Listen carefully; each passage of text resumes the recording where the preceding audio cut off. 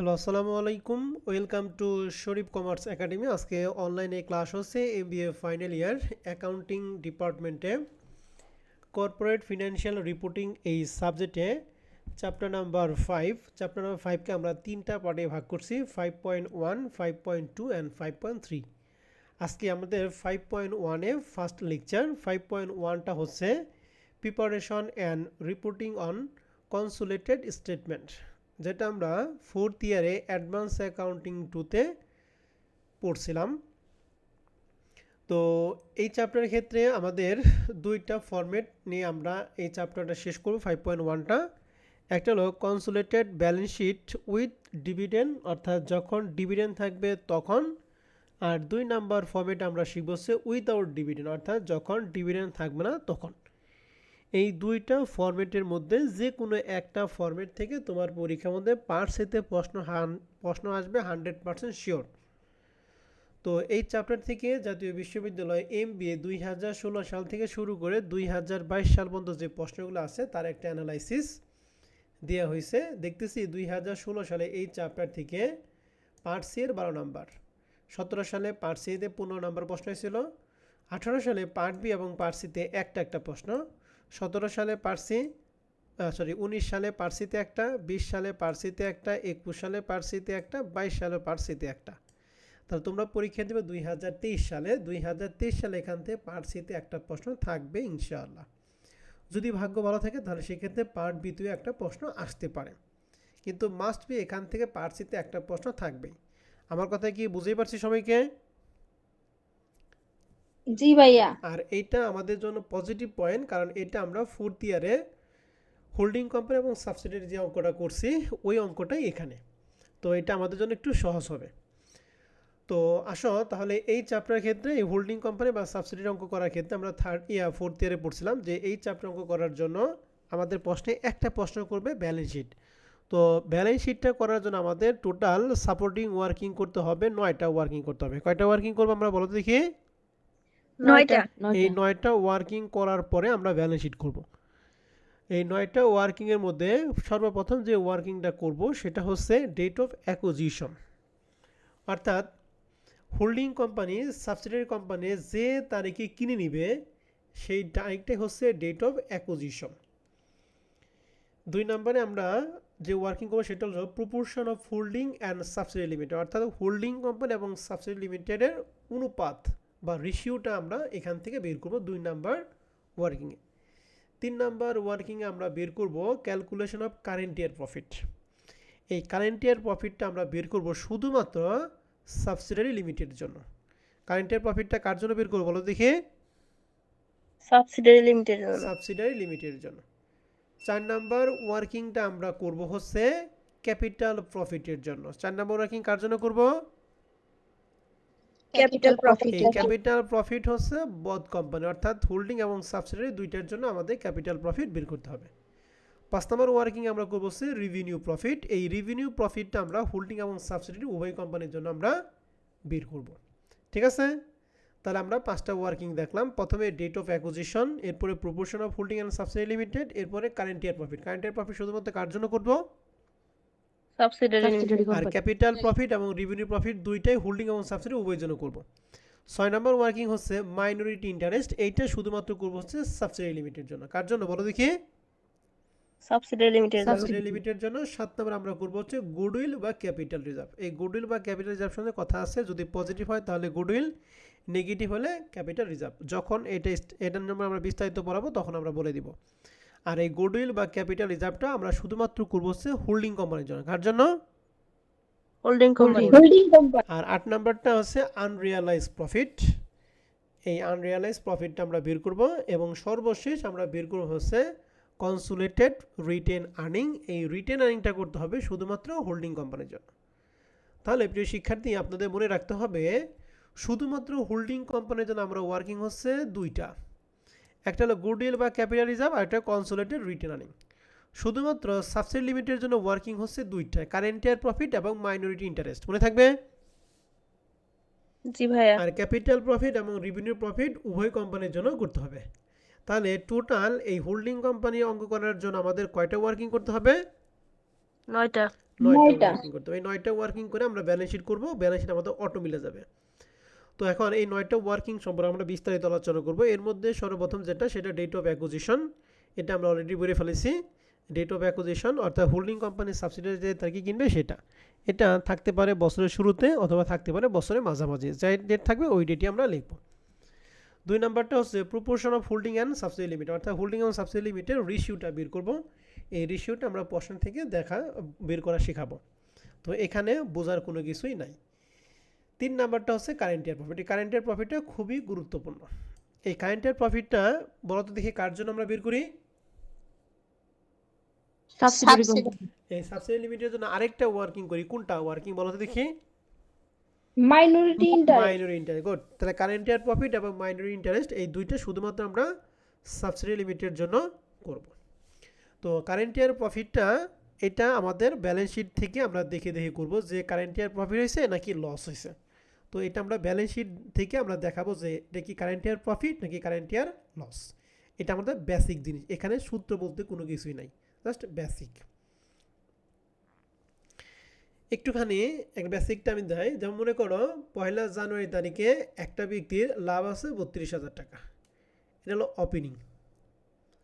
আর বছর শেষে এই লাভটা দাঁড়াইছে হচ্ছে 35,000 টাকা, এটা হলো ক্লোজিং। তাহলে চলতি বছরে অ্যাকচুয়ালি লাভ কত টাকা হয়েছে একটু বলো তো দেখি? 3,000 টাকা। 3,000 টাকা, কারণ 32,000 টাকার পরিবর্তে 35,000 টাকা আছে। তাহলে অ্যাকচুয়ালি চলতি বছর লাভ কত হয়েছে? 3,000। 3,000। ঠিক আছে। আবার এরকম যদি হয় যে বছরের শুরুতে ছিল 35, বছর শেষে আমাদের হয়ে গেছে কত? 40, তাহলে সেই ক্ষেত্রে আমাদের লাভটা কত হবে?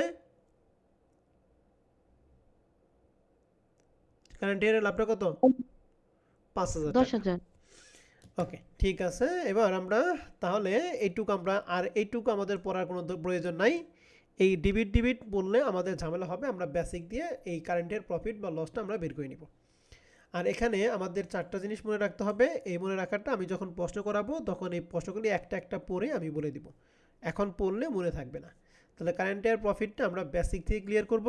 Proportion of holding and subsidy limited এইটা আমরা বেসিক থেকে ক্লিয়ার করব। আর ডেট অফ অ্যাকুইজিশন প্রশ্নে যা থাকবে তাই।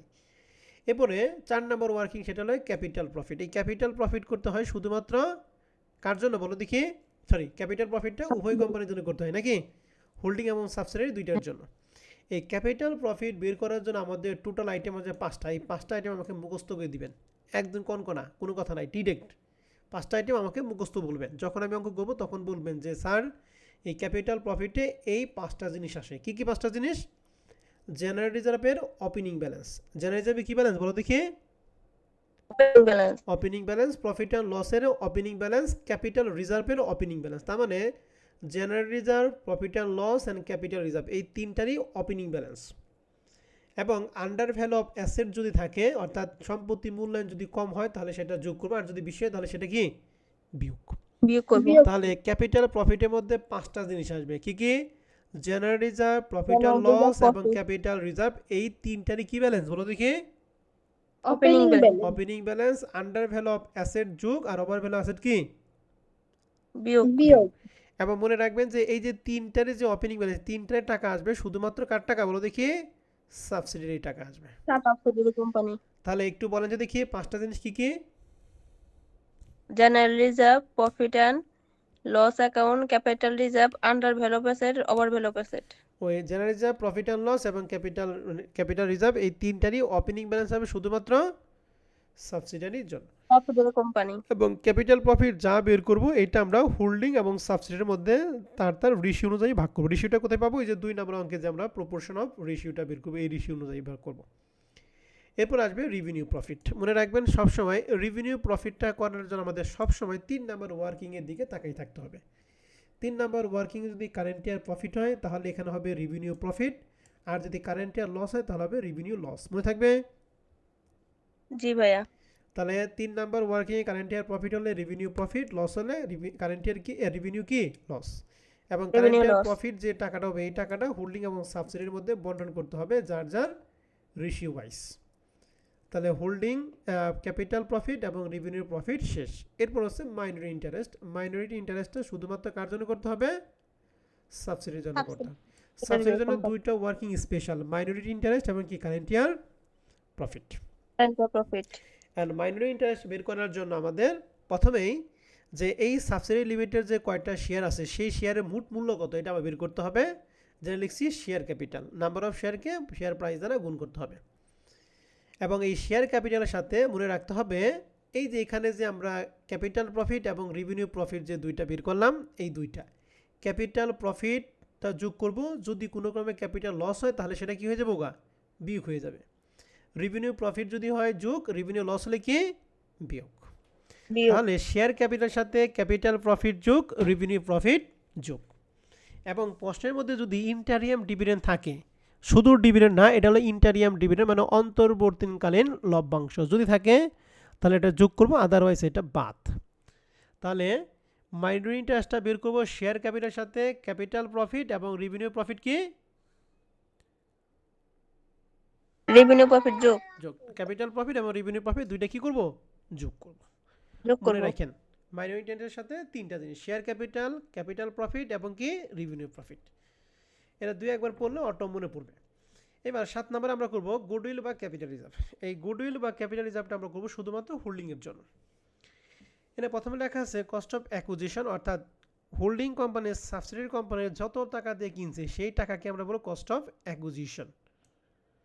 এখান থেকে আমরা বাদ দিব হচ্ছে যে এই যত টাকা দিয়ে কিনবে এটা কয়টা শেয়ার কিনছে সেই শেয়ার সংখ্যা, এই লেখা আছে face value of share, number of share into price per share. এইটার সাথে আমরা যদি ক্যাপিটাল প্রফিট হয় তাহলে যোগ করব, আর যদি ক্যাপিটাল লস হয় তাহলে বিয়োগ করব।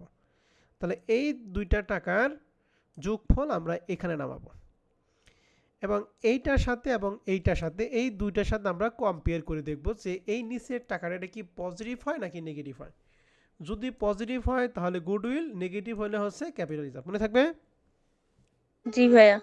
তাহলে পজিটিভ হলে গুডউইল, নেগেটিভ হলে কি ক্যাপিটাল রিজার্ভ। Capital reserve. তাহলে গুডউইল বা ক্যাপিটাল রিজার্ভের মধ্যে আসবে কস্ট অফ অ্যাকুইজিশনের সাথে ফেস ভ্যালু অফ শেয়ার এবং কি ক্যাপিটাল প্রফিট। Capital profit. আর মাইনরিটি ইন্টারেস্ট আসবে শেয়ার ক্যাপিটালের সাথে ক্যাপিটাল প্রফিট এবং কি রেভিনিউ প্রফিট। তাহলে এগুলা কিন্তু মনে রাখতে হবে। তাহলে আবার বলেন তো দেখি, মাইনরিটি ইন্টারেস্টের মধ্যে শেয়ার ক্যাপিটাল, ক্যাপিটাল প্রফিট এবং কি রেভিনিউ প্রফিট।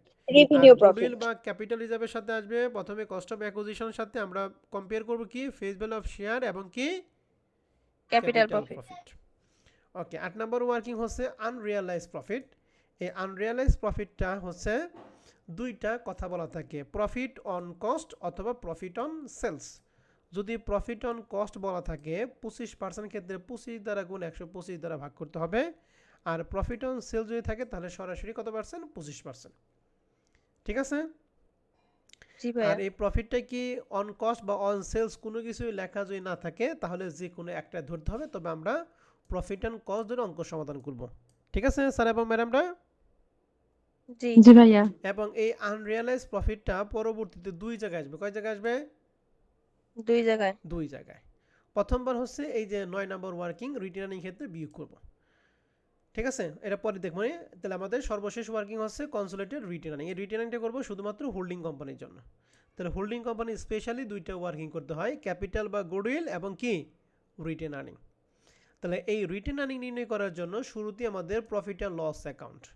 তাহলে প্রফিট অ্যান্ড লস অ্যাকাউন্টের এই হোল্ডিংয়ের যে টাকাটা, এই টাকা ওপেনিংয়ের টাকার সাথে ক্লোজিং টাকা দুইটা যোগ করে আসবে। এই প্রফিট অ্যান্ড লসের সাথে রেভিনিউ প্রফিটটা যোগ করব, যদি রেভিনিউ লস হয় তাহলে সেটা বিয়োগ, এবং ডিভিডেন্ড বিয়োগ করতে হবে। এই ডিভিডেন্ডটা হলো নর্মাল ডিভিডেন্ড, ইন্টারিয়াম ডিভিডেন্ড না। এবং এই যে এখানে যে আনরিয়ালাইজ প্রফিটটা বের করলাম, এই আনরিয়ালাইজ প্রফিটটা আমরা বিয়োগ করব।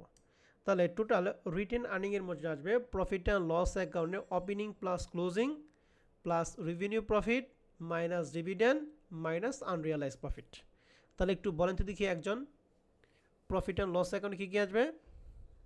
Opening and closing. বলেন পুরোটা। প্রফিট অ্যান্ড লস অ্যাকাউন্ট আসবে ওপেনিং প্লাস ক্লোজিং, আর রেভিনিউ প্রফিট আসবে, ডিভিডেন্ড আসবে বিয়োগ, আর আনরিয়ালাইজড প্রফিট বিয়োগ হবে। ওকে, এই চারটা জিনিস আমাকে মুখস্থ করে দিতে হবে যে স্যার প্রফিট অ্যান্ড লসের ওপেনিং প্লাস ক্লোজিং আসে, রেভিনিউ প্রফিট আসবে, ডিভিডেন্ড বিয়োগ হবে এবং আনরিয়ালাইজড প্রফিট বিয়োগ হবে। এই টোটাল হচ্ছে 9টা ওয়ার্কিং। এই 9টা ওয়ার্কিং আমরা 4th ইয়ারে করছিলাম। আশা করি এখন আপনাদের তো আরও সহজ হবে, কারণ যেহেতু 4th ইয়ার পড়া হয়েছে, বেশি দিন আগের না। এই ডিভিডেন্ডটা যখন প্রশ্নে বলা থাকবে তখন আমরা ডিভিডেন্ডটা তোমাদের পড়ে নিব। তাহলে এই হচ্ছে আমাদের টোটাল 9টা ওয়ার্কিং। এই 9টা ওয়ার্কিং করার পর হচ্ছে আমাদের ব্যালেন্স শিট আসতে হবে। এই ব্যালেন্স শিটটা হচ্ছে আমাদের প্রশ্নের যে ব্যালেন্স শিট দেওয়া থাকবে ওই ব্যালেন্স শিট দেখে দেখে অঙ্ক সমাধান করা, আর কিচ্ছু নাই, এখানে নতুন কোনো কিছুই নাই। তারপর আমরা এক নজরে একটু ব্যালেন্স শিটটা পড়ি। তো ব্যালেন্স শিটের ক্ষেত্রে প্রথমে আমরা কারেন্ট অ্যাসেট দেব। কারেন্ট অ্যাসেটগুলি কী কী হতে পারে? অ্যাকাউন্ট রিসিভেবল বা বিল রিসিভেবল। এই অ্যাকাউন্ট রিসিভেবল বা বিল রিসিভেবল হোল্ডিংয়ের টাকা এবং সাবসিডি টাকা, এই দুইটা যোগ করে দায় পাশে অ্যাকাউন্টস পেয়েবল বা বিলস পেয়েবল টাকাটা দুইটার সাথে কম্পেয়ার করে আমরা এই দুইটার মধ্যে কী করব? মিউচুয়াল সেট আপ করবো। তো মিউচুয়াল সেট আপ করার নিয়ম হচ্ছে অ্যাকাউন্ট রিসিভেবল এবং অ্যাকাউন্টস পেয়েবল মধ্যে এই দুইটা টাকার মধ্যে যার টাকাটা কম, এই কম টাকা দ্বারা আমরা অ্যাকাউন্ট রিসিভেবলের সাথে বাদ দিব, আবার অ্যাকাউন্টস পেয়েবলের সাথে বাদ দিব। ঠিক আছে? তাহলে দুইটার মধ্যে কমটা নাকি বেশিটা বলো দেখি? কমটা। কমটা। তাহলে মনে রাখতে হবে অ্যাকাউন্ট রিসিভেবলের সাথে আমরা হবে কি? Mutual set up. Inventory, holding এবং সাবসিডির টাকা যোগ করে এখান থেকে আনরিয়ালাইজ প্রফিটটা বিয়োগ করতে হবে। আনরিয়ালাইজ প্রফিটের দুইটা কাজ, এক ইনভেন্টরির সাথে বিয়োগ, দুই রিটেন আর্নিং সাথে বিয়োগ। মনে থাকবে? জি। তাহলে এই আনরিয়ালাইজ প্রফিটের দুইটা কাজ মনে রাখবেন, এই দুইটা কাজ বাদে অন্য কোথাও যাবে না। এক হলো রিটেন আর্নিং নির্ণয় করার ক্ষেত্রে বিয়োগ, আরেকবার ইনভেন্টরি নির্ণয় করার ক্ষেত্রে কি? বিয়োগ। শেষ, আর কিছু না। ক্যাশ বা ক্যাশ ইন হ্যান্ড বা ক্যাশ অ্যাট ব্যাংক, হোল্ডিং এবং সাবসিডির টাকা যোগ করে সরাসরি টাকার ঘরে বসাবো। লোনের টাকাটা যখন আমাদের প্রশ্নে লোন আসবে তখন আমি দেখিয়ে দিব, লোনটা এখন বোঝানোর কোনো কিছুই নাই। এরপরে আমাদের অ্যাডভার্টাইজমেন্ট যদি থাকে বা চেক ইন ট্রানজিট যদি থাকে তাহলে সেটা দিব। ফিক্সড অ্যাসেটের মধ্যে প্রথমে গুডউইল, এই গুডউইলটা আমরা পাবো 7 নম্বর ওয়ার্কিংয়ে। গুডউইল যদি হয় তাহলে সেটা ফিক্সড অ্যাসেট, আবার ক্যাপিটাল রিজার্ভ যদি হয় তাহলে সেটা আমরা দায় পাশে দিব। তাহলে গুডউইল হলে ফিক্সড অ্যাসেট দিব, আর ক্যাপিটাল রিজার্ভ হলে কোন পাশে বলো দেখি? দায় পাশে। আর এখানে ফিক্সড অ্যাসেট আসবে equipment, plant and machinery, furniture. Holding এবং সাবসিডির টাকা আমরা যোগ করব, যদি ডিপ্রিসিয়েশন থাকে বাদ দিব, আদারওয়াইজ টাকাটা সরাসরি আমরা টাকার ঘরে বসাবো।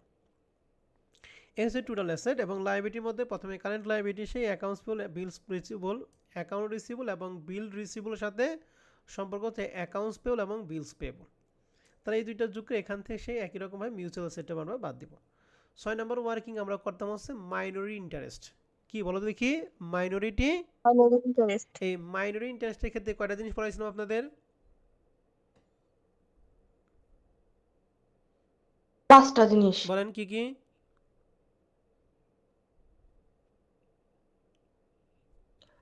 General reserve opening, profit and loss opening, capital reserve, আর ইয়ার আন্ডার ভ্যালু অফ অ্যাসেটস থাকলে যোগ, আর ওভার ভ্যালু অফ অ্যাসেটস থাকলে বিয়োগ। ঠিক আছে ওটা? হ্যালো? জি ভাই। তাহলে মাইনরি ইন্টারেস্টটা আমরা দায় পাশে দিব। লোনের টাকাটা পরে বোঝাবো যখন থাকবে তখন। লং টার্ম লায়াবিলিটির মধ্যে যদি ডিবেঞ্চার থাকে ডিবেঞ্চারটা, আর স্টকহোল্ডার ইকুইটি সবচেয়ে ইম্পর্টেন্ট, সেটা হচ্ছে শেয়ার ক্যাপিটাল টাকা যাবে। 9 নম্বরে যে আমরা রিটার্নিং বের করবো সেই টাকা, জেনারেল রিজার্ভ টাকা এবং কি ক্যাপিটাল রিজার্ভ। ওই যে গুডউইল এবং ক্যাপিটাল রিজার্ভের কথা বলছিলাম, যদি গুডউইল থাকে তাহলে সেটা ফিক্সড অ্যাসেটের মধ্যে, আর যদি গুডউইল বাদে যদি ক্যাপিটাল রিজার্ভ হয় তাহলে সেটা স্টকহোল্ডার ইকুইটির মধ্যে। ঠিক আছে? এবং এই ব্যালেন্স শিটটা উভয় পাশে কি হবে? যোগফলটা দুই পাশে কি হবে? সম্পদ এবং দায় পাশে দুইটা যোগফল সমান হবে। যদি সমান হয় তাহলে আপনার এই টু জেড পুরাটাই ঠিক আছে, আর যদি অসমান হয় তাহলে এই টু জেড পুরাটার মধ্যে কোথাও না কোথাও গন্ডগোল আছে। তো আশা করি আমরা অঙ্কগুলো আমাদের সবগুলো মিলবে ইনশাআল্লাহ। এখন আমাদের অঙ্ক করার জন্য আমাদের ওই যে দেনাদার এবং পাওনাদারের সাথে যে মিউচুয়াল সেটআপের কথা বললাম, এই মিউচুয়াল সেটআপটা কার কার সাথে কি হয়? লেখা আছে মিউচুয়াল সেটআপ করতে হবে নিম্নোক্ত আইটেমের সাথে, দায়ের সাথে সম্পদের, নোট রিসিভেবলের সাথে নোটস পেয়েবল, বিলস রিসিভেবলের সাথে বিলস পেয়েবল। ঠিক আছে? অ্যাকাউন্ট রিসিভেবলের সাথে মিউচুয়াল সেটআপ হবে অ্যাকাউন্টস কি পেয়েবলের। লোন ডিউ বাই সাবসিডি এর সাথে হবে লোন ফ্রম হোল্ডিং, এই দুইটার সাথে মিউচুয়াল সেটআপ হবে। আর ডিবেঞ্চার যদি থাকে সম্পদ পাশে ডিবেঞ্চার এবং দায় পাশে, তাহলে এই দুইটার মধ্যে আমরা মিউচুয়াল সেটআপ করব। মিউচুয়াল সেটআপ করার কথা মানে কি? দুইটা টাকার মধ্যে যে টাকাটা কম টাকাটা আমরা দুইটা টাকা থেকে কি করবো বলো দেখি? বাদ দেব। নিচে লেখা আছে সম্পদ এবং দায় উভয় পাশে উপরোক্ত আইটেমগুলি থাকে তাহলে মিউচুয়াল সেটআপ করা যাবে, কিন্তু যদি এক পাশে থাকে তাহলে মিউচুয়াল সেটআপ করা যাবে না। সেক্ষেত্রে যেটা যে দিকে থাকবে সেটা সেই দিকে কি করতে হবে? বসাইতে হবে। অর্থাৎ যদি সম্পদ থাকে সম্পদ দিকে বসাবো, দায় থাকলে দায় পাশে বসাবো। ওকে স্যার এবং ম্যাডামরা? জি ভাইয়া। আর এখানে এই যে ইম্পর্টেন্ট কয়টা অ্যাডজাস্টমেন্ট বলে দিছিলাম, যে ইম্পর্টেন্ট অ্যাডজাস্টমেন্ট এই 3টা এটা একদম মুখস্থ করবেন, যেন একদম মুখস্থ থাকে। যেমন আনরিয়ালাইজ প্রফিটটা কয় জায়গায় কথা বলছি, 2 জায়গায় না? জি মানে প্রশ্ন দেখেই আপনি বলতে পারেন যে স্যার আনরিয়ালাইজ প্রফিট 2 জায়গায় যাবে, রিটার্নের সাথে বিয়োগ এবং স্টক বা ইনভেন্টরির সাথে কি বিয়োগ। বিয়োগ ক্যাপিটাল প্রফিটও 2 জায়গায় যাবে, প্রত্যেকটা আইটেমই 2 জায়গায় যাবে। ক্যাপিটাল প্রফিটটা কার কার সাথে হবে, মাইনরিটি ইন্টারেস্ট নির্ণয় করার ক্ষেত্রে যোগ হবে, আর হোল্ডিং কোম্পানি গুডউইল বা ক্যাপিটাল রিজার্ভের সাথে যোগ বা বিয়োগ হবে। ঠিক আছে, ক্যাপিটাল প্রফিট হলে যোগ, ক্যাপিটাল লস হলে কি বিয়োগ বিয়োগ। রেভিনিউ প্রফিটটা 2 জায়গায়, মাইনরিটি ইন্টারেস্ট নির্ণয় করার ক্ষেত্রে যোগ অথবা বিয়োগ হবে, আরেকবার রিটেন আর্নিংয়ে। তো এগুলা আমাদের যদি মনে না থাকে তাহলে এটা আমরা মুখস্থ করে নিব। আশা করি আমাদের প্রত্যেকটা জিনিস মনে থাকবে। যদি মনে না থাকে তাহলে সেই ক্ষেত্রে আমরা একটু একবার দেখলেই এগুলা অটো আমাদের কি মনে পড়বে ইনশাআল্লাহ। তো আসেন, এইটুকু ছিল আমাদের বেসিক, যেহেতু আমরা 4th ইয়ার পড়ছি আর বেসিক আলোচনা করার কোনো প্রয়োজন নাই। এখন আমরা কিছু অঙ্ক করব। এখানে প্রথমে 7-8টা অঙ্ক আমাদের দিয়ে আছে, এই 7-8টা অঙ্ক হচ্ছে আমাদের হুবহু 4th ইয়ার অঙ্ক। ঠিক আছে, এরপর আমাদের এই 4th ইয়ার অঙ্ক, যেমন যে আজকে যে 1 নম্বর অঙ্কটা করবো, এই 1 নম্বর অঙ্কের হুবহু অঙ্ক হচ্ছে MBA পরীক্ষায় দুইটা আছে। অর্থাৎ আমি অঙ্কগুলি 2-1টা দেখিয়ে দিব আর বাদ অঙ্কগুলো আপনাদের বাসায় কাজ দিব। তো এই প্রথম যে প্রশ্নটা, এটা 4th ইয়ার অঙ্কটা। লেখা আছে following are the balance sheet of holding and subsidiary limited December 31, 2019। এখানে দায় পাশ আর সম্পদ পাশ দিয়ে আছে। দায় পাশেরটা কী কী আছে একটু ভালো করে সবাই খেয়াল করি। শেয়ার ক্যাপিটাল দিয়ে আছে, এক একটা শেয়ার দাম কত দিয়ে আছে বলেন যদি দেখি, 100 টাকা 100 টাকা। হোল্ডিংয়ের জন্য টাকা দিয়ে আছে 6 লাখ, সাবসিডির জন্য টাকা দিয়ে আছে কত 2 লাখ। তাহলে এই সাবসিডির টাকাটার সাথে আমরা এখানে শেয়ারটা বের করব, হোল্ডিংয়ের জন্য বের করার দরকার নেই, কারণ হোল্ডিংয়ের কাজ করার দরকার নাই, আমরা কাজ করব সব সাবসিডির জন্য। তাহলে সাবসিডি কোম্পানির টোটাল টাকা দিয়ে আছে 2 লাখ টাকা, এক একটা শেয়ার দাম হচ্ছে 100 টাকা। তাহলে কয়টা শেয়ার আছে, 2000 2000 শেয়ার। তাহলে মনে রাখবেন সাবসিডি কোম্পানির শেয়ার কয়টা আছে বলেন দেখি, 2000 শেয়ার। এখন শুরুতে হচ্ছে হোল্ডিং এবং সাবসিডি কোম্পানি কি। মনে করো এ বি কোম্পানিকে কিনে নিছে, কে কিনছে বলো দেখি, এ কোম্পানি বি কোম্পানিটা কিনছে। যে কিনবে সে হচ্ছে হোল্ডিং, আর যাকে কিনবে সে হচ্ছে সাবসিডি। মনে থাকবে? তাহলে এই দুইটা উদাহরণের মধ্যে বি কি হোল্ডিং কোম্পানি আর সাবসিডি কোম্পানি বলেন দেখি, সাবসিডিয়ারি কোম্পানি আর এ হচ্ছে হোল্ডিং কোম্পানি। ওকে, রিজার্ভ ফান্ডে যে টাকা দিয়ে আছে, হোল্ডিংয়ের জন্য দিয়ে আছে 1.5 লাখ, কিন্তু সাবসিডির কোনো টাকা নাই। 8% ডিবেঞ্চার দিয়ে আছে, হোল্ডিংয়ের টাকা নাই, সাবসিডির জন্য দিয়ে আছে 80,000। সানডে ক্রেডিটর দিয়ে আছে 70 এবং 60। এই সানডে ক্রেডিটের সাথে দায় পাশে কার জানি মিউচুয়াল সেট আপ করতে হয়, সানডে ক্রেডিটর্স মানে অ্যাকাউন্টস পেয়েবল। অ্যাকাউন্টস পেয়েবল বিপরীত কি, অ্যাকাউন্ট রিসিভেবল। অ্যাকাউন্ট রিসিভেবল মানে কি, এই যে ডেপ্টর্স। লোন ফ্রম হোল্ডিং কোম্পানি টাকা দিয়ে আছে 3000, এর সাথে মিউচুয়াল সেট আপ করবে যে loan due by subsidy limited. আর প্রফিট অ্যান্ড লস অ্যাকাউন্টে হোল্ডিং কোম্পানির টাকা দিয়ে আছে কত 50, কিন্তু সাবসিডির জন্য টাকা নাই। ওরা এখানে প্রফিট অ্যান্ড লস অ্যাকাউন্ট যদি দায় পাশে থাকে তাহলে সেটা লাভকে ইন্ডিকেট করে। কাকে ইন্ডিকেট করে বলো দেখি, লাভ। আর প্রফিট অ্যান্ড লস অ্যাকাউন্ট যদি সম্পদ দিকে থাকে তাহলে সেটা ক্ষতিকে ইন্ডিকেট করে। কাকে ইন্ডিকেট করে বলো দেখি, ক্ষতি। তার মানে এই 1 লক্ষ টাকা কি নেট লাভ না নেট লস, লস আর এই 50,000 টাকা নিট লাভ নেট লাভ। আছে প্লান্ট অ্যান্ড মেশিনারি 5 লাখ এবং 1 লাখ। স্টকে দিয়ে আছে 60,000, 40,000। এই যে এইখানে একটু ভালো করে দেখেন যে 1500 share in subsidiary limited 1.5 lakh টাকা। অর্থাৎ হোল্ডিং কোম্পানি সাবসিডি কোম্পানির 2000 শেয়ার ছিল, এই 2000 শেয়ার মধ্যে 1500 শেয়ার কিনছে কত টাকার বিনিময়ে বলো দেখি, 2 লাখ টাকা সরি 1500 শেয়ার কিনছে কত টাকা দিয়া, 1,05,000 1,05,000 টাকা। 2 লাখ টাকা কেন, 2 লাখ টাকা তো মোট টাকা ছিল।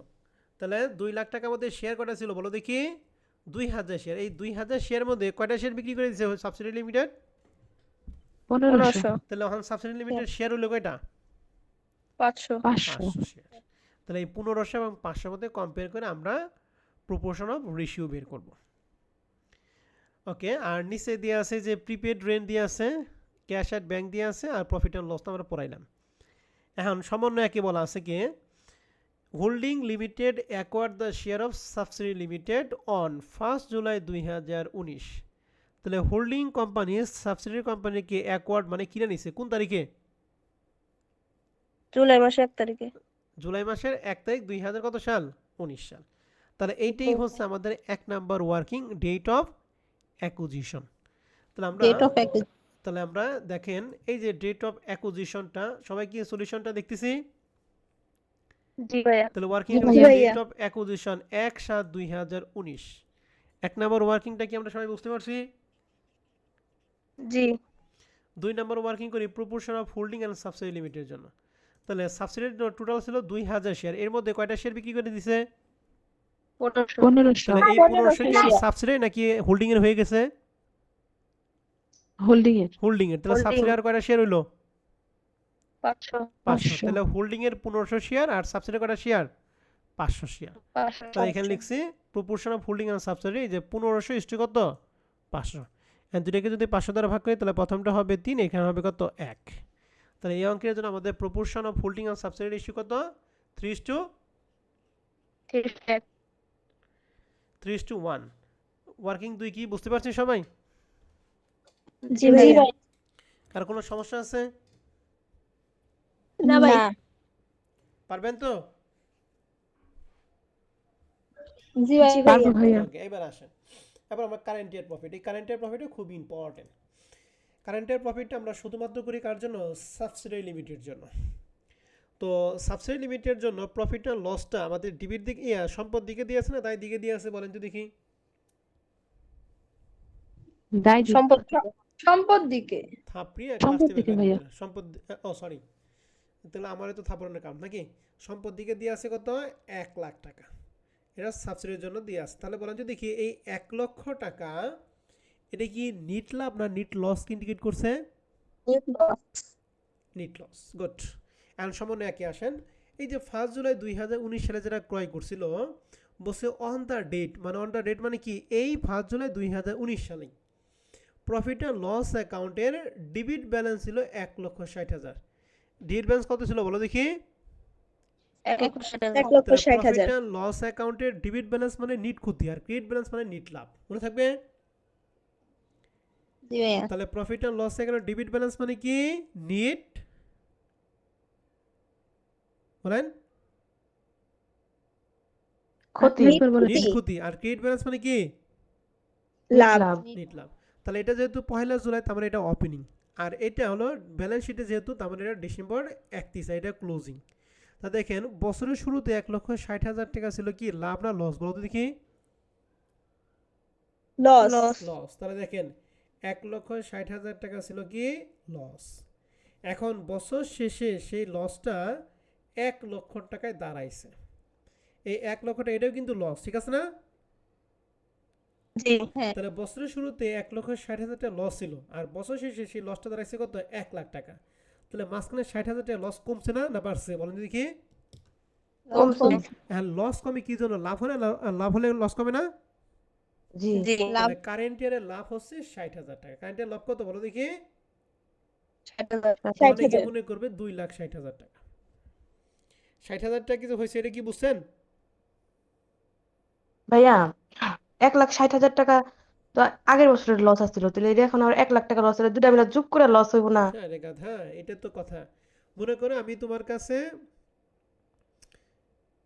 মনে করো তুমি আমার কাছে 50 টাকা পাও, ঠিক আছে? এন্ড বছর শেষে লেনদেন করে দেখা গেল যে আমি তোমার কাছে কি বলে আমি তোমার কাছে কত টাকা পাই? 70 টাকা পাই। তার মানে এই 50 টাকা তো গেছে আরও কত টাকা লস হয়েছে? 70 টাকা। এটা হলো লসের ক্ষেত্রে। আর এই 1,60,000 ক্ষেত্রে এবং 1 লাখ টাকা মনে রাখতে হবে 1,60,000 টাকা বছরের ছিল শুরুতে কি ছিল? লস ছিল। বছর শেষে আমাদের লস কত টাকা হয়েছে? 1 লাখ টাকা লস হয়েছে। অ্যান্ড 1 লাখ টাকা লস হয়েছে কিভাবে হয়েছে? এই 1,60,000 সাথে সমন্বয় করার পরে। অ্যান্ড আগে ছিল 1,60,000, বছর শেষে হচ্ছে 1 লাখ। তাহলে আমাদের 60,000 টাকা লস কি কমছে না বাড়ছে? কমছে। লস কমা মানে লাভ হওয়া, ঠিক আছে? লস কমা মানে কি? লাভ হওয়া। লাভ হওয়া। তাহলে লাভ হয়েছে কত টাকা? 60,000 টাকা। তাহলে কারেন্ট ইয়ার প্রফিট হচ্ছে 60,000, ঠিক আছে? জি বুঝতে পারছেন? Current year profit 60,000। জি ভাইয়া। আরো অনেক অঙ্ক আছে, আগে দেখাবো না। তাহলে কারেন্ট ইয়ার প্রফিট আমরা এখানে বের করছি 60,000 টাকা। তাহলে 3 নম্বর ওয়ার্কিং গেল। 4 নম্বর ওয়ার্কিং করি কি? ক্যাপিটাল প্রফিট বা ক্যাপিটাল কি লস। এই ক্যাপিটাল প্রফিট বা লস এখানে টোটাল আমরা পয়েন্টে পড়েছিলাম 5টা। কয়টা আইটেম বলো দেখি? পাঁচটা। পাঁচটা কি কি? General reserve, General profit and reserve, loss, opening। Capital reserve, under value of asset, over value of asset, হ্যাঁ? জি ভাই। ওকে, তাহলে আমরা এই পাঁচটা আইটেম একটু খুঁজবো। শুরুতেই আমরা পড়াইছিলাম কি বলো দেখি? General reserve. General আরেকটা reserve, কথা, ক্যাপিটাল প্রফিট বা লসটা আমরা করি শুধুমাত্র কার জন্য? হোল্ডিং হোল্ডিং না সাবসিডির subsidiary জন্য? opening, সাবসিডির জন্য। subsidiary। তো দেখেন এই যে জেনারেল রিজার্ভ আমাদের আছে, কিন্তু সাবসিডি কোনো টাকা কি আছে? না। নাই। নাই ভাই। ক্যাপিটাল রিজার্ভ আমাদের নাই। Profit and loss account, profit and loss account আমাদের এই সাবসিডির জন্য কি এখানে প্রফিট অ্যান্ড লস অ্যাকাউন্ট আছে? নাই। নাই। তাহলে যদি থাকতো তাহলে সেটা কি লাভ প্রকাশ করতো না? কিন্তু এটা আমাদের কোন দিকে জি দিয়ে ভাই। আছে বলো দেখি? সম্পদ দিকে দিয়ে আছে। তাহলে এই 1 লক্ষ টাকা, ঠিক আছে? 1 লক্ষ টাকা এটা কি বলো দেখি? বছরের লস, শুরুতে না বছরের শেষে?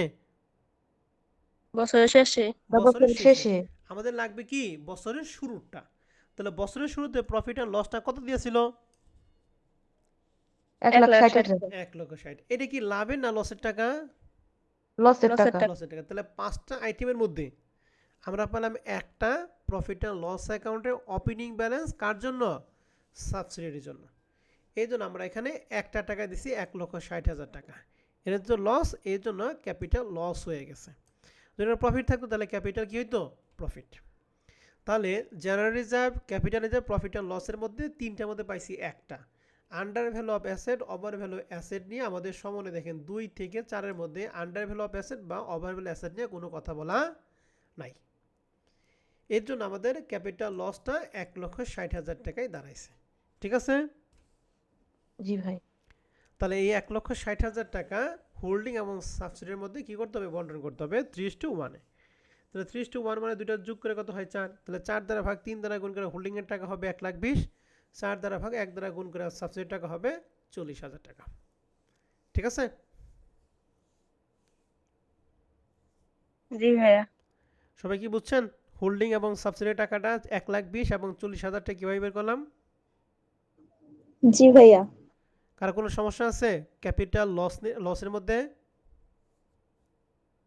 নাই ভাই। ওকে, এবার রেভিনিউ প্রফিট বা লস। রেভিনিউ প্রফিট বা লসটা আমরা তাকাবো কার দিকে বলো দেখি? কারেন্ট ইয়ারে। বলো তো কারেন্ট ইয়ার প্রফিট বের করে না লস বের করছিলাম? প্রফিট। এই প্রফিট। 60,000 টাকা। এই 60,000 টাকা আছে, তাহলে আমাদের কি এই যে লিখছি কারেন্ট ইয়ার প্রফিট 60,000। এই 60,000 হোল্ডিং এবং সাবসিডির মধ্যে বন্টন করব 3:1-এ। ভাগ করে প্রথমটা পাবো 45, দ্বিতীয় পাবো কত? 15,000, ঠিক আছে? জি ভাই। এখন আমাকে দুইটা কথা বলবেন। এই যে ক্যাপিটাল প্রফিট যে হয়েছে, ক্যাপিটাল প্রফিট দুই জায়গায় যায়। এই যে রেভিনিউ প্রফিট যে হয়েছে, রেভিনিউ প্রফিট দুই জায়গায় যায়। বলো ক্যাপিটাল প্রফিটটা দুই জায়গায় যায়, কোন কোন জায়গায় যায় একটু বলতে পারবা কেউ? মাইনরি ইন্টারেস্টে। হ্যাঁ, মাইনরিটি ইন্টারেস্ট আরেকবার কোথায়?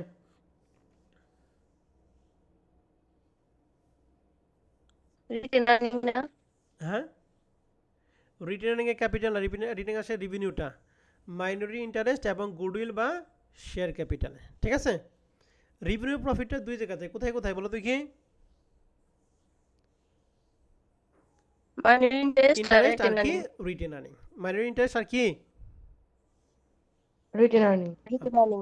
6 নম্বর ওয়ার্কিং হচ্ছে মাইনরিটি ইন্টারেস্টটা। তাহলে মাইনরিটি ইন্টারেস্টের ক্ষেত্রে আমরা কার জন্য করব? শুধু সাবসিডির জন্য করব। তাহলে আমাদের বলে যে দেখি এই 2,000 শেয়ারের মধ্যে বিক্রি করা হচ্ছে 1500, তাহলে সাবসিডির শেয়ার হলো কয়টা? 500। এক একটা শেয়ার দাম কত? 100 টাকা। এর জন্য দিচ্ছি শেয়ার ক্যাপিটাল 500 × 100 = 50,000 টাকা। 50,000। শেয়ার ক্যাপিটাল ক্যাপিটাল প্রফিটটা হয় না, ক্যাপিটাল লস হয়েছে, তাহলে সাবসিডি লস হয়েছে কত? 40,000। তাহলে 40,000টা আমরা বিয়োগ করব। আর রেভিনিউ প্রফিট হয়েছে 15,000, তাহলে 15,000টা আমরা কি করব? যোগ করব। তাহলে 50 এবং 15 দুইটা যোগ করে 65, 65 থেকে 40,000 গেলে থাকবে 25,000 টাকা। মাইনরিটি ইন্টারেস্টটা কি বুঝতে পারছেন? জি ভাইয়া। তাহলে মনে রাখবেন মাইনরিটি ইন্টারেস্টের ক্ষেত্রে আমাদের টোটাল আইটেম বলেছিলাম 4টা: share capital, capital profit, revenue profit, আর এটা কি? Interim dividend. ইন্টারিয়াম ডিভিডেন্ডটা আমাদের প্রশ্নে কি? নাই। এবার গুডউইল বা ক্যাপিটাল রিজার্ভ। গুডউইল বা ক্যাপিটাল রিজার্ভের ক্ষেত্রে সর্বপ্রথম কস্ট অফ অ্যাকুইজিশন দিতে হবে। এই 1500 শেয়ার কিনছে কত টাকা দিয়া বলো দেখি? 1,05,000। 1,05,000। এই জন্য যে কস্ট অফ অ্যাকুইজিশন 1,05,000। এখান থেকে আমরা বাদ দেব ফেস ভ্যালু অফ শেয়ার। ওই 1,05,000 টাকা কয়টা শেয়ার বিনিময়ে? 1500 শেয়ার। তাহলে 1500 শেয়ার, একটা শেয়ার দাম ছিল 100, তাহলে 1500 × 100 = 1.5 লাখ। আর এখানে আসবে ক্যাপিটাল প্রফিট। যদি ক্যাপিটাল প্রফিট হয় তাহলে এটার সাথে যোগ করব, আর যদি লস হয় তাহলে কি করব? বিয়োগ করব। তাহলে ক্যাপিটাল লসটা হোল্ডিং এর জন্য আমরা বের করছিলাম কত? 1,20,000 টাকা। 1,20,000। তাহলে 1,20,000, তাহলে 50 এবং 1,20,000, যেহেতু এটা লস এই জন্য বিয়োগ করবো, হচ্ছে 30,000 টাকা। আর যদি ক্যাপিটাল প্রফিট হতো তাহলে 1,50,000 প্লাস 1,20,000 সমান 2,70,000 টাকা হইতো। ঠিক আছে? জি ভাইয়া। তাহলে 1,05,000 থেকে এই 30,000 টাকা যদি বাদ দেয় তাহলে পজিটিভের 75,000 টাকা। যেহেতু পজিটিভ এর জন্য কি হয়েছে? গুডউইল হয়ে গেছে। ঠিক আছে? জি ভাইয়া। কারো কোনো সমস্যা আছে গুডউইল নিয়ে?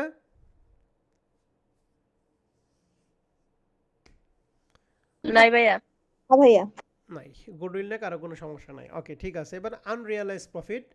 আনরিয়ালাইজ প্রফিট সম্পর্কে আমাদের সমন্বয়ে কথা বলা আছে 2 নাম্বারটা। এটা আমরা একটু ভালো করে খেয়াল করি।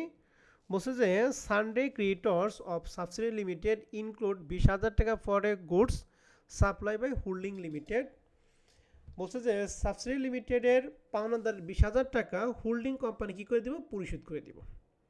And holding company subsidy limited যে পাওনাদার পরিশোধ করবো কি এমনি এমনি পরিশোধ করবো? অবশ্যই লাভের জন্য পরিশোধ করবো। বলছে অন হুইচ, তার মধ্যে holding limited made a profit on 20% on cost. মানে পাওনাদারের টাকা হোল্ডিং কোম্পানি সাবসিডি কোম্পানির পাওনাদারের টাকা পরিশোধ করতে যেয়ে সে কত পার্সেন্ট প্রফিট করছে? 25%। 25%। দেখছেন, পাওনাদার পরিশোধ করবার গিয়েও সে প্রফিট করছে 25%। এমনি এমনি পরিশোধ করবো না, হ্যাঁ, কেউ লাভ ছাড়া কোনো কাজ করবে না। Half of this goodwill in কি stock of subsidy limited on December 31, 2019। 2019 সালে এই পণ্যের হাফ অফ দ্য গুডস কি আছে? স্টকে আছে। তাহলে 20,000 টাকার হাফ স্টকে আছে, তাহলে বাদ বাকি কত টাকা হয়েছে বলো দেখি? 10,000। 10,000। তাহলে আমাদের প্রফিটটা বের করতে হবে, যেহেতু বলছে প্রফিট অন কস্ট। তাহলে অন কস্ট বলা থেকে 25% ক্ষেত্রে সরাসরি 25%, 25/125। 25/125। তাহলে এই প্রথমে 20,000 টাকার অর্ধেক 10,000 টাকা, এই 10,000কে 25 দ্বারা গুণ আর 125 দ্বারা কি করব? ভাগ করব। তাহলে আমরা দিছি 20,000 টাকার অর্ধেক 10, অথবা এই 20,000 টাকা 25 দ্বারা গুণ 125 দ্বারা ভাগ করতে হবে, এর অর্ধেক সমান সমান কত? 2,000। অথবা 10,000কে 25 দ্বারা গুণ 125 দ্বারা ভাগ করলে সরাসরি বের হবে 2,000 টাকা। ঠিক আছে? জি। দেন আনরিয়ালাইজ প্রফিটটা বুঝতে পারছেন কিনা?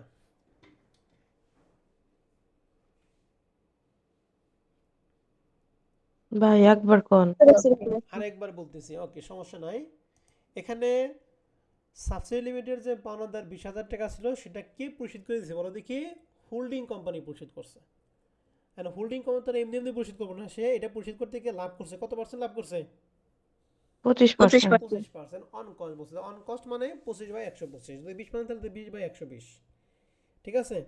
অ্যান্ড 15টা কত? ওই যে বলছে হাফ অফ দিস গুডস। তাহলে হাফ যেহেতু বলছে এই জন্য আমরা অর্ধেক নিব। ঠিক আছে? জি ভাই। তাহলে 20,000 টাকা অর্ধেক 10,000।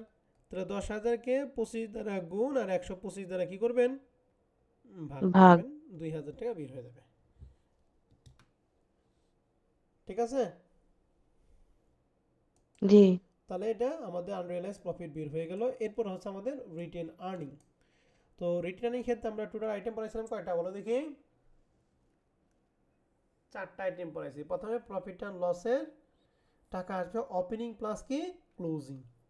এন্ড কার টাকা আসবে বলো দেখি? শুধুমাত্র হোল্ডিং কোম্পানি। হোল্ডিং। তাহলে দেখেন তো প্রফিট অ্যান্ড লস অ্যাকাউন্ট যে হোল্ডিং কোম্পানির মধ্যে কত টাকা ছিল এখানে? 50,000। আর এই যে 1,00,000 এটা কি হোল্ডিং এর না সাবসিডি টাকা? সাবসিডারি। সাবসিডি। তাহলে হোল্ডিং এর টাকা তো আর নাই নাকি? তাহলে এই না। 50,000 কি ওপেনিং না ক্লোজিং এর টাকা বলেন দেখি? ক্লোজিং। তাহলে ওপেনিং হোল্ডিং কোম্পানির টাকা নাই, তাহলে ওপেনিং 0, ক্লোজিং কত? 50। এই জন্য সমান সমান আমরা প্রফিট অ্যান্ড লস যোগাইছি 50,000 টাকা। বুঝছি? জি ভাই। জি।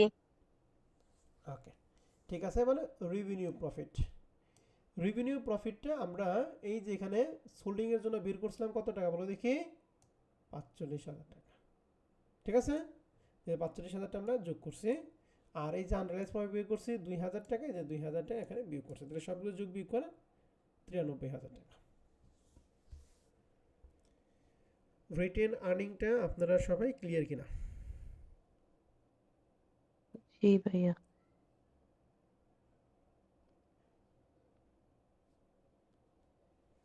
দেখেন রিটেন আর্নিংয়ে আপনাদের কোনো প্রশ্ন থাকে আপনারা প্রশ্ন করেন।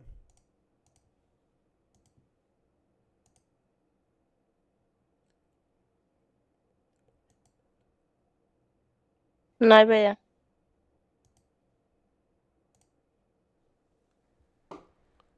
তাহলে আমরা 9টা ওয়ার্কিং ক্লিয়ার? জি ভাই। তাহলে এখন আসেন ভাইয়া। আমরা তাহলে একটু ব্যালেন্স শিটটা দেখাই। হ্যাঁ, ব্যালেন্স শিটটা খুবই মজার ব্যাপার, এই যে এখান থেকে দেখে দেখে আমরা কাজ করব। তাহলে আসেন ব্যালেন্স শিটটা আমরা একটু দেখাই। আমরা যে আইটেমটা যেখানে আছে ওই আইটেমটা ওইখানে নিয়ে আমরা কাজ করে দিই। হ্যাঁ, তাহলে শুরুতেই আমরা সম্পদ বাসে কাজ করি। সম্পদ বাসে প্রথমে কি আছে বলুন দেখি? প্লান্টার মেশিন আছে না? জি। জি। প্লান্টার মেশিনারি হোল্ডিং এর 50, সাবসিডি কত? 1 লাখ। টোটাল 6 লাখ টাকা। আমরা প্লান্ট অ্যান্ড মেশিনারি আমাদের সমন্বয় আর কোনো কথা বলা নাই, এই জন্য আমরা প্লান্ট অ্যান্ড মেশিনারি, এই যে প্লান্ট অ্যান্ড মেশিনারি 5 লাখ এবং 1 লাখ সমান সমান 6 লাখ টাকা দিছি। বুঝছি ফিক্সড অ্যাসেটের মধ্যে? জি ভাইয়া। ওকে, এবার আসেন স্টক। স্টক হোল্ডিং এবং সাবসিডি দুইটা যোগ করে হয় 1 লাখ টাকা। স্টকের সাথে যেটা আনরিয়েলাইজ প্রফিট কি যোগ করি না বিয়োগ করি? আনরিয়েলাইজ প্রফিটের বিয়োগ কাজ করি। তো দুইটা, একটা রিটার্নের সাথে বিয়োগ করা, একটা স্টকের সাথে কি করা? বিয়োগ করা, তাই তো? তো জি। দেখেন স্টকটা হচ্ছে কারেন্ট অ্যাসেট, এই যে ইনভেন্টরি 40 এবং 60 এর যোগ করে 1 লাখ টাকা। এখান থেকে আনরিয়েলাইজ প্রফিট 2000 টাকা বাদ দিয়ে হয়েছে 98,000। Inventory clear? জি জি ভাই। ভাইয়া। ওকে, এরপরে আছে কি এই যে 1500 শেয়ার, সেটা তো আমাদের ওই যে হোল্ডিং এর রেশিও বের করার ক্ষেত্রে কাজে লাগছে, আর এটা বাদ। এবার লোন ডিউটা, এই লোন ডিউটা আমাদের সবাইকে ভালো করে বুঝতে হবে, খুবই ইম্পর্টেন্ট। এটা এটা প্রত্যেকটা অঙ্ক করার ক্ষেত্রে মাস্ট বি থাকবেই। দেন লেখা আছে loan due by subsidy limited 5000 টাকা। এটার এগেনস্টে মিউচুয়াল সেট আপ করবো লোন ফ্রম হোল্ডিং কোম্পানি 3000 টাকা। এখন আমাকে বলেন তো এই 3000 টাকা এবং 5000 টাকার মধ্যে ছোটো কোনটা? 3000। তাহলে এই 3000 টাকা আমি 5000 থেকে বাদ দিব, 3000 থেকে আমি এই 3000 থেকেও বাদ দিব। মনে থাকবে? জি। জি। যেটা ছোট, দুইটা টাকার মধ্যে যেটা ছোট, এই ছোট টাকাটা আমি বড় টাকার সাথে বাদ দিব, বড় ছোটটার সাথে কি করব? বাদ দিব। তার মানে ছোটটা হইবে নীল, আর বড়টার সাথে বাদ দিয়ে যা থাকে তাই। বুঝতে পারছেন? জি। এখন এই 5000 থেকে 3000 টাকা বাদ দিয়ে অতিরিক্ত আর কত টাকা থাকে বলেন দেখি? 2000। এই 2000 টাকার জন্য একটা চেক ইস্যু করছে 3 নামে। বলছে যে এ চেক ফর 2000 টাকা sent to holding limited by a subsidy limited in respect of loan was not receive by holding limited until 5 January 2020। অর্থাৎ অঙ্কটা শেষ হয়েছে 2019 সালে 31শে ডিসেম্বর, কিন্তু এই চেকটা ওই যে তারিখে শেষ ওই তারিখ পর্যন্ত রিসিভ করতে পারে নাই। তার মানে চেকটা পথে আটকে রয়েছে, যেটাকে আমরা বলি চেক ইন ট্রানজিট, অর্থাৎ চেকটা পথে যে চেকটা আটকে থাকে। অর্থাৎ এই 5000 টাকা পরিশোধ করার জন্য একটা চেক ইস্যু করছিল, কিন্তু চেকটা নির্দিষ্ট সময়ের মধ্যে তারা রিসিভ করতে পারে নাই। ঠিক আছে, যেহেতু রিসিভ করতে পারে নাই এই জন্য এটা চেক ইন ট্রানজিট হিসেবে রয়ে গেছে। তখন কাজ হচ্ছে আমরা এটা ট্রিটমেন্টটা কীভাবে দিব? প্রথমে 5000 থেকে আমরা কত টাকা বাদ দিব বলো দেখি?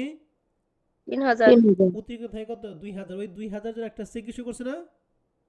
জি। তো ওইটা চেক ইন ট্রানজিট, তাহলে ওই 2000 থেকে 2000 বাদ দিয়ে টাকাটা কি জিরো হয়ে গেল। ঠিক আছে, আবার এই লোন 3000 থেকে আমরা কত টাকা বাদ দিব? 3000। 3000। তাহলে এইটাও কি হয়ে গেল বলো দেখি? জিরো হয়ে গেল। তার মানে loan due by subsidy limited এবং লোন ফ্রম হোল্ডিং লিমিটেড এই দুইটা টাকাটা কি হবে? উভয় পাশে জিরো। নীল হয়ে যাবে এক কথায়। তাই দেখেন আমরা একটু দেখাই, এই যে loan due by subsidy limited টাকা ছিল 5000। এই 5000 থেকে আমরা 3000 টাকা বাদে 3000 কার টাকা? ওই যে লোন ফ্রম হোল্ডিং লিমিটেড। তাহলে বাদ দিয়ে 2000 টাকা থাকে, 2000 জন্য কি করছিল? একটা চেক ইস্যু করছিল, চেক ইন ট্রানজিট। তাহলে 2000, তাহলে সব কিছু যোগ বিয়োগ করে টাকাটা কি থাকে বলো দেখি? 0। জিরো। তাহলে এটা টাকা কি জিরো হয়েছে? জি ভাই। ওকে, এবার দায় পাশে দেখি, এই যে লোন ডিউ ফ্রম সাবসিডি এ হোল্ডিং কোম্পানি 3000 টাকা। এই 3000 থেকে কত বাদ দিব? 3000 টাকা বাদ দিব। এটা কার টাকা? Loan due by subsidy limited. তাহলে এটাও কি নীল হয়ে গেছে। ঠিক আছে, জি ভাই। তাহলে লোনের টাকা উভয় পাশে কি জিরো। এখন প্রশ্ন হচ্ছে এই যে আমাদের যে চেকটা ইস্যু করছে, এই চেকটা অতিরিক্তভাবে, যেহেতু চেকটা আমাদের সম্পদ এখন পর্যন্ত পৌঁছায় নাই, এটা আমরা পাবো। এই জন্য চেক ইন ট্রানজিটটা আমাদের সম্পদ, এই জন্য সম্পদ পাশে চেক ইন ট্রানজিট নামে আবার নতুন করে দেখাতে হবে চেক ইন ট্রানজিট 2000 টাকা। তার মানে আমরা জানি একটা সমানে কাজ কয় জায়গায় বলো দেখি, দুইটা না? একটা এখানে বিয়োগ হয়েছে, আরেকবার কি নিজস্ব সম্পদ হয়ে গেছে। ঠিক আছে, তাহলে চেক ইন ট্রানজিটের কাজ হচ্ছে দুইটা, একদম মুখস্থ। চেক ইন ট্রানজিটের কাজ কয়টা বলো দেখি? 2 জায়গা। দুইটা, এক হচ্ছে লোনের সাথে বিয়োগ করবো, একটা চেক ইন ট্রানজিট সরাসরি সম্পদের মধ্যে বসবে। ঠিক আছে, জি ভাই। তাহলে আমি আবার কথা বলতেছি, চেক ইন ট্রানজিট হচ্ছে দুইটা, একটা হলো লোনের সাথে বাদ দিব, আর একটা কি চেক ইন ট্রানজিটটা সরাসরি সরাসরি দিব। সম্পদের মধ্যে বসবে। ঠিক আছে, হুম। ওকে। এটা আমি আরেকটা এখানে দিয়ে আছে, দেখো এই যে এখানে হচ্ছে এই যে লোন ডিউ বাই 5000 টাকা, আর লোন ফর্ম কি হোল্ডিং লিমিটেড কত 3000। তাহলে এখানে ডিফারেন্স কত বলো দেখি? 2000 না? এই 2000 জন্য এই যে 3 নম্বরের সমন্বয়ে কথা বলছে, এই যে সে একটা চেক ট্রানজিট করছে। ঠিক আছে, তার মানে সিমিলার অঙ্কগুলি গেলা, একটা অঙ্ক পারলে এগুলা অনেকগুলি পারা যায়। তো আমরা এটা শেষ করি আগে। তাহলে আমরা লোনের কাজটা উভয় পাশ থেকে লোনের কাজটা দেখাইছি নাকি? লোনটা ক্লিয়ার? জি ভাই। ওকে, তাহলে লোন শেষ। এরপরে ডেপ্টর্স 70 এবং 40 দুটো মিলে হয় 1,10,000। এই ডেপ্টর্স এই পাশে ক্রেডিটর্স 70 এবং 60, তো দুইটা মিলে কত হবে? 1,30,000 নাকি? জি ভাই। জি। এখন আমাদের এই যে 5,000 টাকা কত টাকা পরিশোধ করছিল বলো দেখি? 20,000। 20,000। তার আগে ডেপ্টর্সের টাকা দেখাই। ডেপ্টর্স এই যে ডেপ্টর 70 এবং 40 দুইটা মিলে হয় 1,10,000। এই 1,10,000 টাকার মধ্যে হোল্ডিং কোম্পানি সাবসিডি কোম্পানি কত টাকা পাওনাদার পরিশোধ করে দিছিল? 20,000। তাহলে এই 20,000 টাকা আমি দেনাদার সাথে বাদ দিব, 20,000 টাকা আমি পাওনাদার সাথে বাদ দিব। ঠিক আছে, এই ধরনের 20,000 টাকা এই দেনাদার সাথে বাদ দিব, আবার কি পাওনাদার সাথে বাদ দিব। লিখছি মিউচুয়াল সেট আপ 20,000 টাকা, তাহলে 1,10,000 থেকে 20,000 বাদে থাকে 90,000। ঠিক আছে, আবার পাওনাদারটা আসি দেখেন, এই যে সানডে ক্রেডিটর্স 70,000 টাকা 60,000 দুটা মিলে হয় 1,30,000। এখান থেকে মিউচুয়াল সেট আপ ওই যে পাওনাদার পরিশোধ করেছে 20,000, 20,000 টাকা বাদ দেওয়া হয়েছে 1,10,000। বুঝছেন? জি ভাই। তাহলে এই 20,000 টাকা আমি দেনাদার সাথে বাদ দিব, আবার কার সাথে বাদ দিব? পাওনাদারের সাথেও বাদ দিব। তাহলে ডেপ্টরগুলো প্রিপেড রেন্ট, এই প্রিপেড রেন্ট নিয়ে আমাদের সমন্বয়ে কোনো কথা বলা নাই। এই জন্য প্রিপেড রেন্ট একটা সম্পদ, এটা সম্পদ বাসে যেভাবে আছে এভাবেই যাবে। ক্যাশ অ্যাট ব্যাংক নিয়ে কোনো কথা বলে না, তার মানে এইটাও আমাদের সম্পদ বাসে যেভাবে আছে এভাবে। দেখো এই যে ক্যাশ ইন হ্যান্ড 2 টাকা যোগ করে 1,83,000, আর প্রিপেড রেন্ট 10,000 টাকা, যেভাবে আছে এভাবে, এর সাথে কোনো কাজ আমাদের নাই। তাহলে prepaid rent cash in bank গেল, আর প্রফিট অ্যান্ড লস তো আমরা আগেই দেখেছি। ঠিক আছে, তাহলে সম্পদ পাশে কাজ আমাদের কি শেষ। আরেকটা সম্পদ, সেটা কি আমাদের গুডউইল হয়েছিল না ক্যাপিটাল রিজার্ভ হয়েছিল বলো দেখি? গুডউইল। গুডউইল, এই জন্য গুডউইলটা আমরা এই যে সম্পদের মধ্যে দিছি। তাহলে দেখো সম্পদের মধ্যে আমাদের প্রথমে 90 এটা টিক দিছি, এরপর 98 এটাও টিক দিছি, 1,83,000 এটা টিক দিছি, 2,000 টাকা বোঝানো হয়েছে, 10,000 বোঝানো হয়েছে, 75 বোঝানো হয়েছে, 6 লাখও বোঝানো হয়েছে। তাহলে সবগুলো যোগ রয়েছে 10,58,000। এবার তাই পাশের টুকু আমরা আংশিক বুঝেছি, আর বাদ বাকিগুলি পড়াই। প্রথমে শেয়ার ক্যাপিটাল মধ্যে এই সাবসিডি 2 লাখ টাকা তো ভ্যানিশ নাকি? তাহলে হোল্ডিং এর কত টাকা থাকে বলো দেখি? 6 লাখ। এই যে 6 লাখ টাকা হোল্ডিং এর মধ্যে আমরা শেয়ার ক্যাপিটালে দিছি 6 লাখ। বুঝছি? জি। এরপর আছে রিজার্ভ ফান্ড। রিজার্ভ ফান্ড এই 1.5 লক্ষ টাকা নিয়ে আমরা কোনো কাজ করি নাই, তো রিজার্ভ ফান্ড একটা দায়, আমরা দায় পাশে বসিয়ে দিছি রিজার্ভ ফান্ড 1.5 লাখ টাকা। এরপর আমাদের 8% ডিভেঞ্চার ছিল। 8% ডিভেঞ্চার নামে যদি সম্পদ বাসে ডিভেঞ্চার থাকতো, তাহলে দুইটার সাথে আমরা মিউচুয়াল সেট আপ করতাম। যেহেতু কোনো কথা বলা নাই, তার মানে 80,000 টাকা দায় আছে, এটা দায় পাশে হুবহু আমরা বসিয়ে দিব। তাহলে এই যে লং টার্ম লোনের মধ্যে আমরা দিচ্ছি 80,000 টাকা। এরপর আছে সানডে ক্রেডিটর, যার কাজ করা শেষ। লোন ফর্ম হোল্ডিং লিমিটেড, এর কাজ করা শেষ। প্রফিট অ্যান্ড লস, এর কাজ করা আমাদের কি শেষ। তার মানে দায় পাশে পুরো কাজই আমাদের কমপ্লিট। তাহলে এখন দায় পাশে একটু বোঝাই। দেখো দায় পাশের মধ্যে প্রথম টাকাটা এখানে 1,10,000, 1,10,000 বুঝাইছি। এরপরে 6 নাম্বারটা মাইনরিটি ইন্টারেস্টটা ছিল ওয়ার্কিং 6। তাহলে ওখানে মাইনরিটি ইন্টারেস্ট আমরা কত বের করছিলাম? এই যে কত টাকা বলো দেখি? 25,000। 25,000 টাকা মাইনরিটি ইন্টারেস্ট হচ্ছে দায়। আর রিটার্ন কত বের করছি বলো দেখি? 93,000। তাহলে মাইনরিটি ইন্টারেস্ট এখানে আমরা দিছি 25,000, আর এই যে রিটার্ন আর্নিং আমরা দিছি 93,000। তো দেখেন 1,10,000 বোঝানো হয়েছে, 25,000 বোঝানো হলো, 0 বোঝানো হয়েছে, 80,000 বোঝানো হয়েছে, 6 লাখও বোঝানো হয়েছে, 93 বুঝাইলাম, 1.5 লাখ বুঝাইলাম, এই সবগুলো যোগ করে 10,58,000 টাকা। ঠিক আছে? জি ভাইয়া। আর তাহলে সমন্বয় আমি 1 পড়লাম, 2 পড়লাম, 3 পড়লাম, 4 নাম্বার কিন্তু কোনো পড়ি নাই, কোনো কাজ করি নাই। কেন? দেখেন লেখা আছে holding limited proposed 10% dividend for 2019 but effect have not being given in account. বলছে যে 10% যে ডিভিডেন্ড দিছে এই ইফেক্টটা এই অ্যাকাউন্টে কোনো প্রভাব পড়বে না। তার মানে 4 নাম্বার সমন্বয় এটা প্রশ্নে থাকাও যে কথা, না থাকা কি একই কথা। একই কথা। এই জন্য 4 নাম্বার সমন্বয়ে কোনো কাজ আমরা করি নাই। ঠিক আছে স্যার এবং ম্যাডামরা? জি। তাহলে এই হচ্ছে আমাদের 1 নাম্বার অঙ্ক। এই 1 নাম্বার অঙ্কের হুবহুব অঙ্কটা হচ্ছে প্রবলেম 2। এখানে যা আছে ওখানে সেম জিনিস আছে, পরিবর্তন হচ্ছে এখানে 4 নাম্বার সমন্বয়টা অতিরিক্ত দিছিল, আর এখানে 4 নাম্বার অতিরিক্ত দিছিল, কিন্তু 4 নাম্বার কোনো কাজ আছে? বলে যদি কি নাই 4 ভাই, নাম্বার কোনো কাজ করছি? হয় নাই। আর না। এখানে নাই।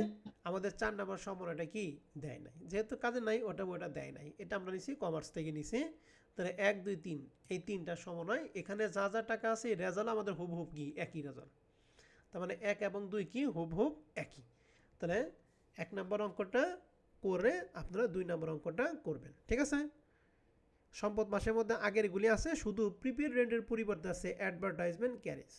প্রিপেড রেন্টের সম্পদ, অ্যাডভার্টাইজমেন্ট ক্যারেজটাও কি সম্পদের মধ্যে যেভাবে আছে আপনি ওভাবেই সুন্দর করে ঢুকিয়ে দিবেন। ঠিক আছে? জি ভাইয়া।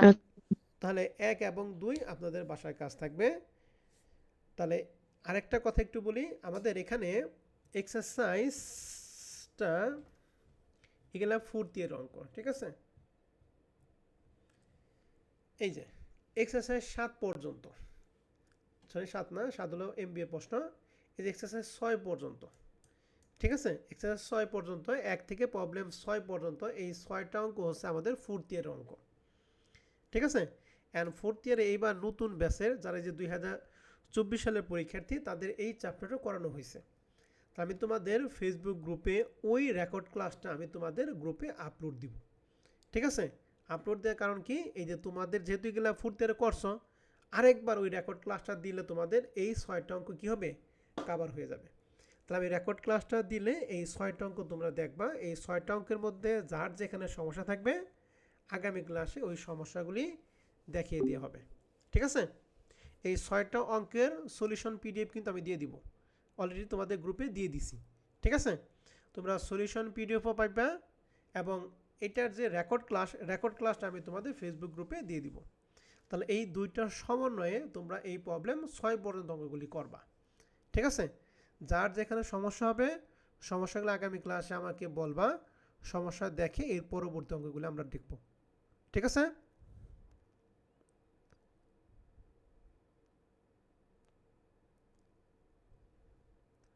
কথা কি বুঝছো সবাই?